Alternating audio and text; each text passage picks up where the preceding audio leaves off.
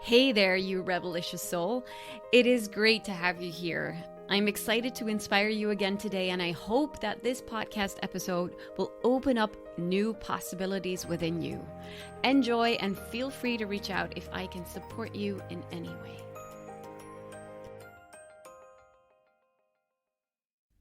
So, let's talk language today.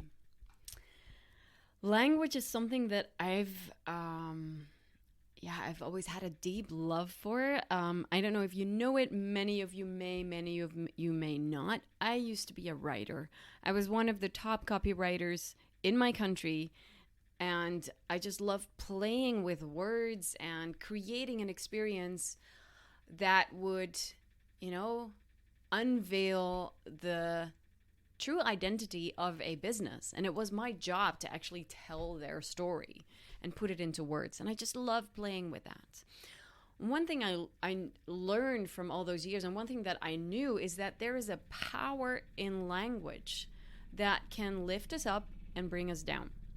Because it can actually, the words that we read and that we speak, they influence how we feel.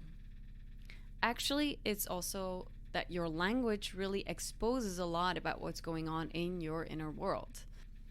For example, how lovable you believe that you are.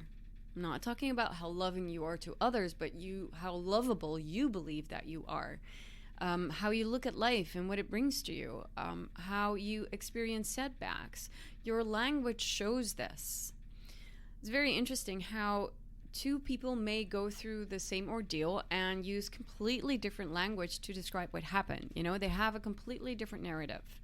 In fact, we might even do that within ourselves. It depends on the state where you're in. For example, if you're not feeling very happy, you feel a little unsafe. So you're in the part of your nervous system where you tend to detect danger more, then the story of something that happens in that moment can be entirely different because, there's an unsafety and you might feel that you're attacked or that someone is hurting you or whatever, and you want to blame the world for that. So that story of what's happening might become totally different from when you're in a good and connected and very loving state, for example. So let me ask you, what is the narrative in your life and how is that shaping your reality? Now, let me give you a few examples. If you are, for example, on a constant search for yourself, which it's something that I see a lot. Like, so many people are going from one workshop and retreat to the other because, they want to search something in themselves as if they're chasing the next best solution to heal. And what it actually does is they're maintaining a restlessness in themselves and in their relationships because they tell themselves that they need to find something somewhere. I'm looking for something. I'm searching for myself. Well, what if yourself is already there? What if you don't need to be found? There's nothing to be found. Maybe there's something to explore, but you're already there and you're just exploring with yourself. Can you see life as a continuous exploration that doesn't require you to find yourself because you're already with you? How would that, using different words, how would that increase your presence in this moment? Because you know that there's nothing out there that is waiting to be found. It's a completely different reality. And what if you don't need healing and instead you see that, your wholeness has been here all along, maybe with cracks that simply just want to be acknowledged and embraced, but not something that requires healing because you are whole. And let's say that the one thing that you're so ashamed of, that you won't give any words to it, no language around that. What if you would shift that into compassion, for example, when you share it with somebody you trust? It could be your best friend. It could be a relative, someone that you really trust, and you give words to that thing that you're so ashamed of. And what happens often is, because it's then, you got to see, is something, everything that we feel ashamed about is something that we hide. We want nobody to see it. So when we put words to it and we communicate and we share it with it becomes exposed. However, if it's someone we trust and we ask them, I would love to share something very vulnerable with you. And what I need is for you to be with me so that I can look at it with compassion. That can be so healing already. So that,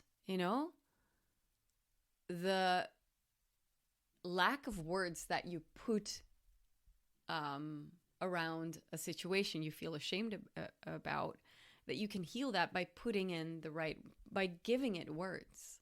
That's what this is about. And what if you didn't fail, but you learned more about what you don't want and what you want to experience? And actually, you are more experienced now. So it's not about failing. It's about, learning 1,000 ways of how to not do it. I think, not entirely sure, but it was one very important scientist who actually said this. So, let me use myself as an example.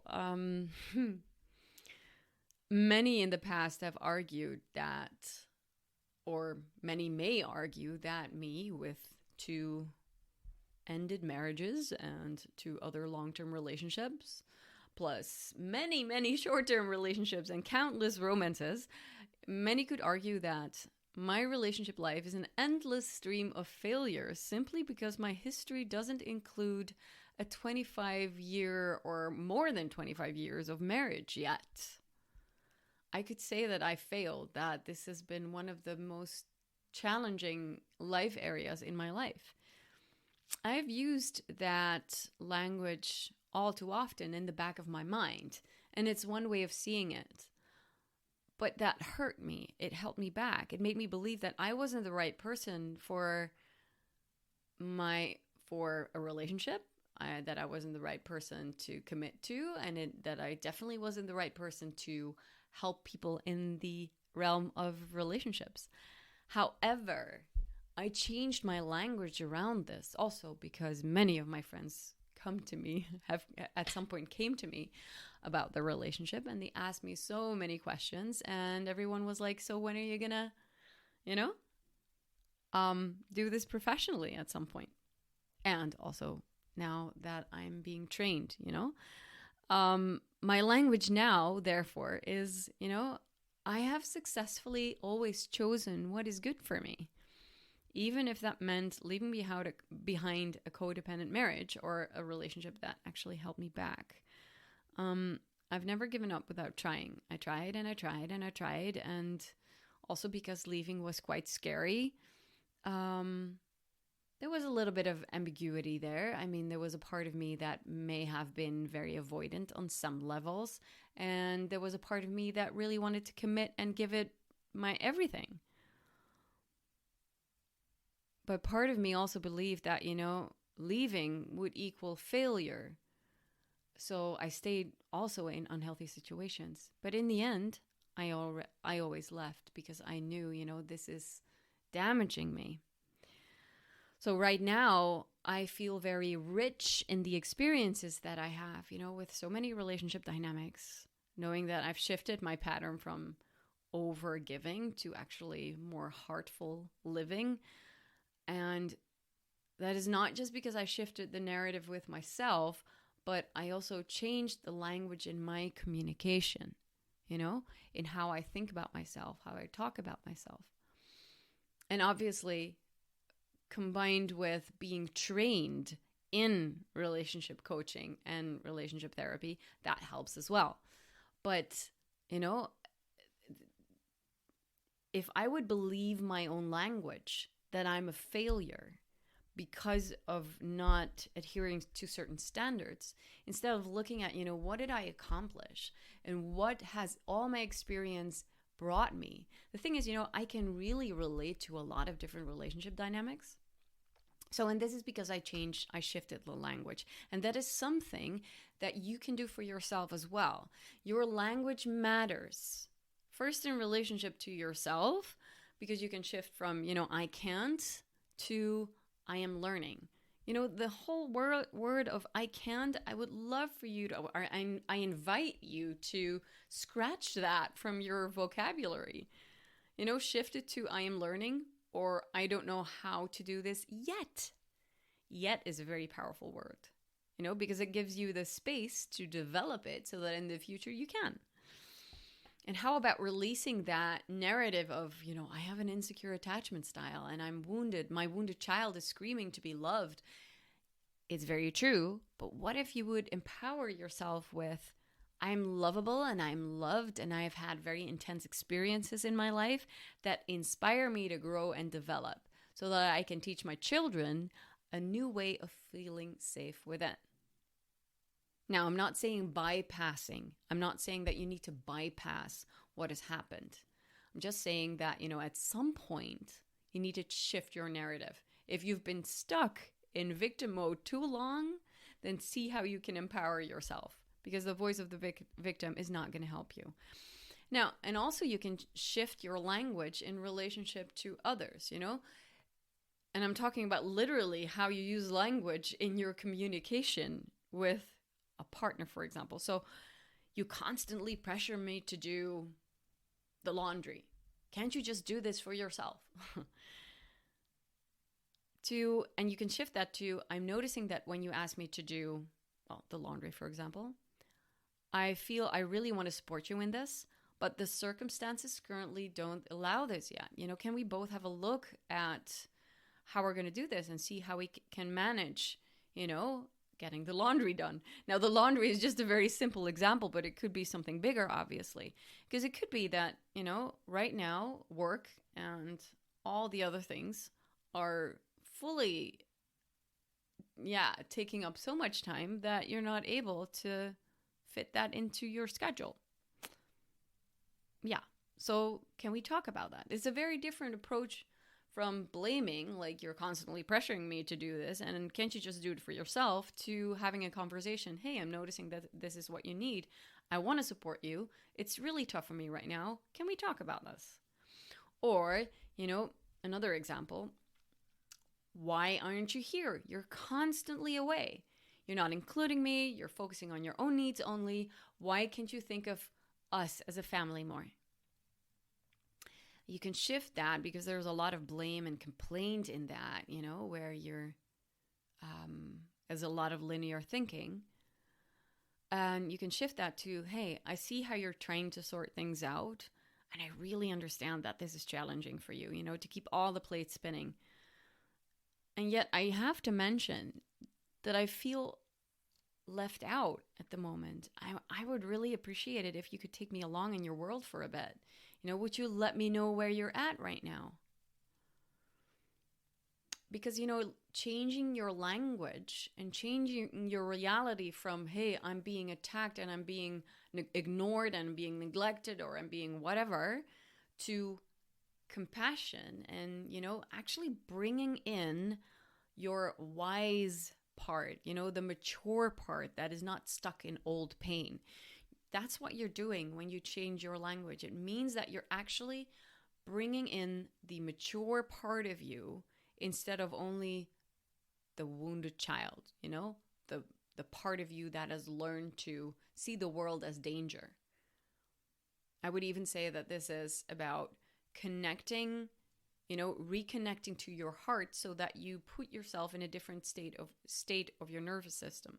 And there are tools to do that. This is not just a decision, but we can look at the world through different lenses. Are you looking at the world through this fight and flight mode? Or are you looking at the world in your relationship through love and compassion? I would say that this is the voice of hurt and the voice of wholeness. And this is something that we'll go into later in a different podcast. But the voice of hurt is often blaming and complaining and, attacking or defending. maybe even withdrawing, and the voice of wholeness speaks from the heart, where there is an inclusion of your needs and compassion for yourself, and also an understanding for where the other person is at, while speaking your truth on how you feel.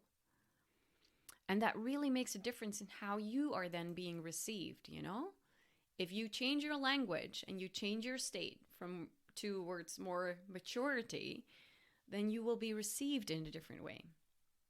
And this is how, when you change your language and you change your reality, you're actually going to change your relationships. Yeah. This is an important one.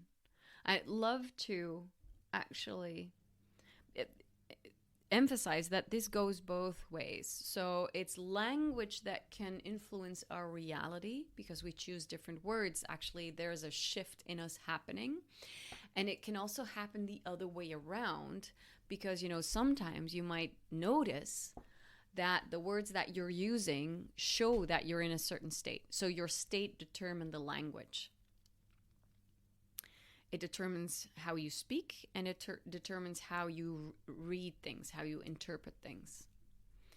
And I have a very a beautiful example of this. Quite recently, I was not in a good state myself. I was actually feeling how my partner, or I thought that my partner was constantly looking for time and space for himself, and there was no time and space for us. He was very focused on work, and I thought that everything that he was basically sharing with me was a threat to our relationship. And I, at some point, because, he was repeating quite often, like, I'm so busy and blah, blah, blah. Yeah, okay. And I told him, this is not about being busy. This is about, you just having, this is not about not having time. This is about prioritizing. And I knew that there was nothing personal in this had nothing to do with the relationship. I knew that with my mind, but obviously I felt neglected and ignored. And I was like, I have to do it all by myself. He's just never gonna, or he's just not gonna be focused on us. So at some point he sent me, we were gonna meet each other that evening. And I asked him, I just wanted to align the plans basically. And he replied saying, yes, come over tonight and we'll just have a great evening together without any stories. We're just gonna, enjoy each other's company. And then tomorrow we will have a conversation on how we're gonna create time for us. And when you hear it, it's just so beautiful how he is taking the lead and how he's showing leadership on the conversation. The day after, we were going to talk about how we're going to create time for us. However, because I was so focused on him being busy all the time, I thought that, everything that he communicates was about how he doesn't have time for me. So I literally read that message. Even though he used the words us, I interpreted that message as him and me separate. So the time for us. So the time for me and the time for him, and see how we're going to, have individual paths. That's literally what I thought. The whole day, I thought that that's what we were going to talk about. So that evening, we saw each other, and we actually had a bunch of kids around us because we had to babysit. And the moments that we had together as the kids were playing, he actually said, "You know what? I'm gonna be close. We don't live together, so I'm gonna be very close to your place next week, and I'm gonna really come around a lot because we need some time together, and I really want to make a habit of this again. That also throughout the week, not just weekends, we're gonna see each other." And I was blown away. I was like, so the whole day I had listened to or had made up this story that, making time for us actually meant time apart, whereas obviously making time for us, he was taking the lead, prioritizing me, and giving me exactly what I wanted. It was my brain, my reality, my state that led me to interpret words in the wrong way, even though they were put so beautifully. It was my brain. So realize that your state can actually really influence how you interpret a message from somebody else, as well as how it influences the words that you use. Which just goes to say that if you notice that you are feeling some contraction, that you're not feeling happy in yourself, before you respond or before you say something, take a breath. See how you can regulate yourself. Get reconnected to your heart and your mature self, because from that state, from that place, you can really take in a message so much better. You can communicate a message so much better from compassion. And that is really going to help you improve your relationship. I hope that this helped. I wish you a wonderful day again. Thank you so much for listening. It's been my absolute pleasure to share this with you again. I really hope that you enjoyed this episode, and if you're hungry for more, please check out my website, michellecoops.com, and subscribe to my newsletter, in which I share so much value every single week. Have a magical day. Stay raw, stay real, stay revelicious.